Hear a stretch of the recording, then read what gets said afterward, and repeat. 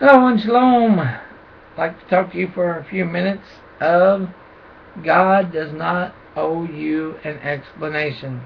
In Mark 1:44, and saith unto him, See thou say nothing to any man, but go thy way, show thyself to the priest, and offer for thy cleansing those things which Moses commanded for a testimony unto them.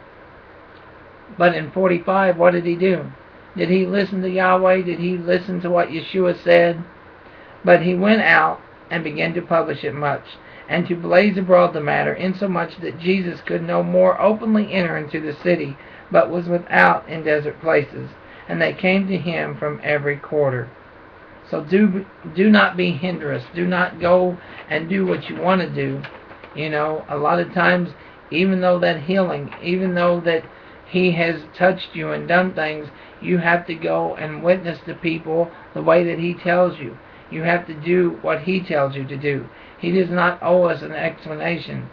Just like this man, he healed him, and he should have been happy and listened and been obedient to that healing, to what he had done. Instead, he went and he blazed it abroad. He told everybody. God does not owe us an explanation of why we're sick, why we're not sick, why he takes his time to heal us, why we're healed instantly. He does not owe us an explanation. A lot of times we have to look into our inner self, and we have to look into our soul, and we have to look and see, what did we do? What did our parents do? Is it a generational curse, or is it something that we put on ourselves? Did we disobey God and marry out of people that we shouldn't have married?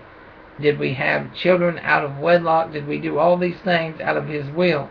So just because we come and we're saved, that doesn't mean that stops the whole reaping and sowing process.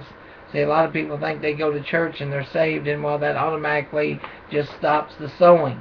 Well, if you put a plant in the ground and it don't rain, and then it rains, and it don't rain, and it don't rain, it don't stop the process. It's growing. It's continuing. The seasons, the time is passing by.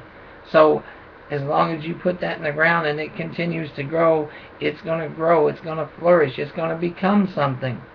And you can't stop and be mad at the tomato plant for making tomatoes, because that's what you planted. That's what was there. So the same thing when you go into a drunkard situation, or unwedlock, or different things, and you do everything against what Yahweh has told us not to do, then we can't always just stop and say, well, how come these children don't listen to Yahweh? How come they didn't? And maybe it took you 40, 50, or 60 years until you listened to Yahweh. So again, he does not owe us an explanation. We owe him everything that we are. That we are supposed to be a living sacrifice. Read it in Romans 12:1. So next time, just know that he is there, he's alive and well, and he's on his throne, and we need to listen to him. Not what our own will, but what his will be done. So until next time, shalom.